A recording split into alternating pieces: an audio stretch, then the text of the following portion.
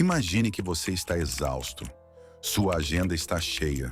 Seu corpo pede descanso, mas mesmo assim, você diz sim. Alguém te pede um favor e mesmo querendo negar, você aceita. Sabe por quê?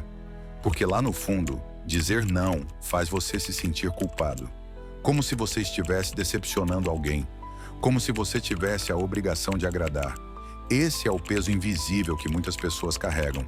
A culpa por se priorizar. E isso, na verdade, tem raízes emocionais profundas.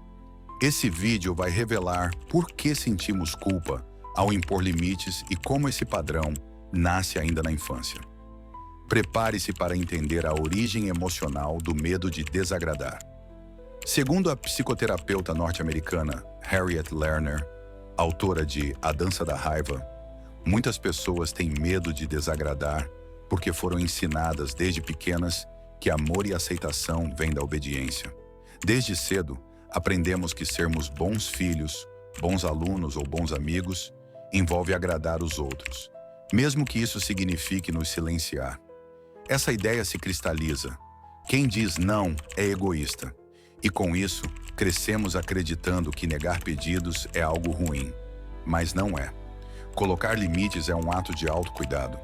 Quando não fazemos isso, estamos nos abandonando para manter uma aparência de bondade. A psicanalista Alice Miller também nos ajuda a entender esse padrão. Em sua obra, O Drama da Criança Bem Dotada, ela explica como crianças emocionalmente sensíveis muitas vezes aprendem a reprimir suas vontades para manter a aprovação dos pais. Essas crianças desenvolvem um radar interno de necessidades alheias e se afastam de si mesmas. Quando adultas, elas continuam tentando agradar a todos para não reviver o medo do abandono ou da rejeição. Assim, o sim vira um escudo e o não uma ameaça. O medo de desagradar não é frescura.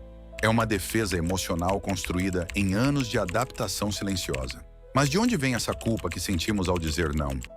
Muitas vezes a origem está na infância.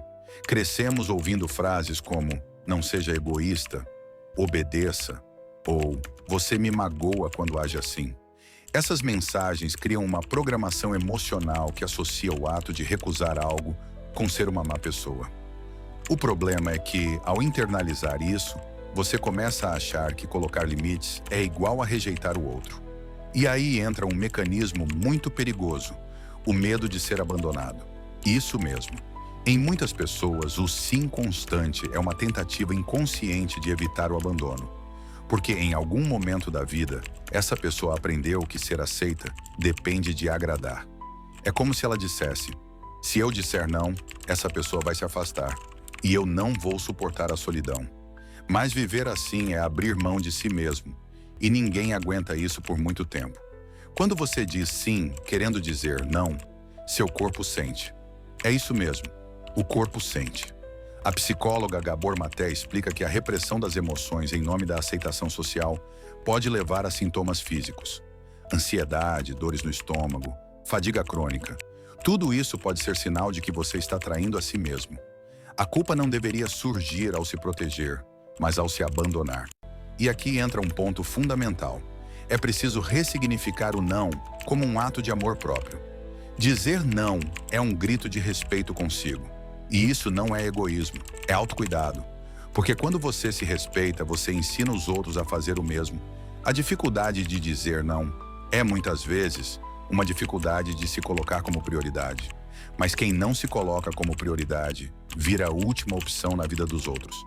Agora imagine o seguinte cenário. Você vive uma vida cheia de compromissos que não são seus. Aceita favores, tarefas, obrigações. Tudo para não desagradar. Com o tempo, sua identidade se dilui. Você não sabe mais o que quer, o que gosta, o que precisa. E isso tem um nome: perda de autenticidade. Segundo Carl Rogers, um dos maiores psicólogos humanistas, viver de forma autêntica é essencial para o bem-estar psicológico. Isso significa agir de acordo com seus próprios valores, não os valores impostos. Mas quando você vive para agradar, a autenticidade vira um luxo que você não pode se permitir. E o preço disso é alto. Frustração, ressentimento e um vazio existencial difícil de preencher. Porque no fundo, você sabe que está vivendo a vida dos outros, não a sua.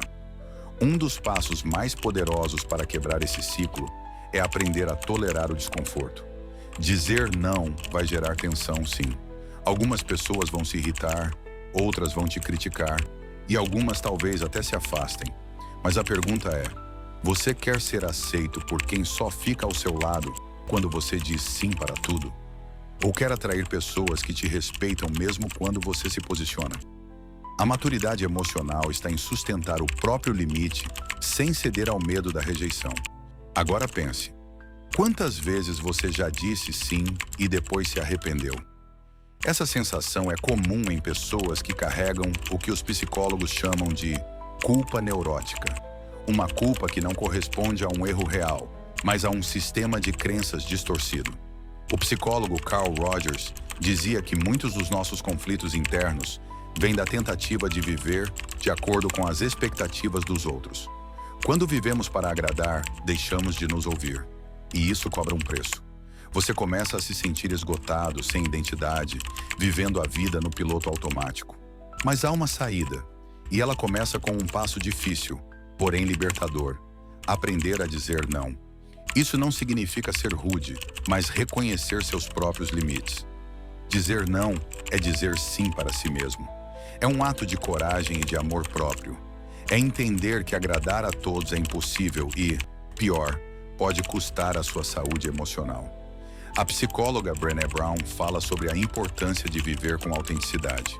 Segundo ela, vulnerabilidade não é fraqueza, mas verdade emocional.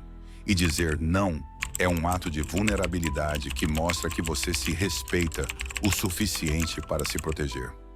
Para começar a mudar esse padrão, você pode praticar pequenas recusas no dia a dia.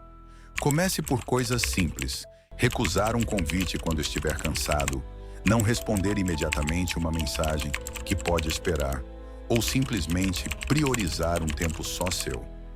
No início, a culpa vai bater, mas aos poucos, você vai perceber que o mundo não desmorona quando você se prioriza. Muito pelo contrário, você começa a construir relações mais saudáveis, baseadas em respeito e não em autoanulação. E essa é a verdadeira libertação: viver sem medo de decepcionar os outros, porque você aprendeu a não se decepcionar consigo mesmo.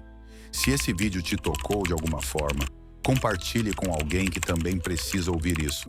E lembre-se, você não precisa se sacrificar para ser amado. Dizer não é um ato de saúde emocional. Sua paz vale mais do que qualquer aprovação. Até o próximo vídeo.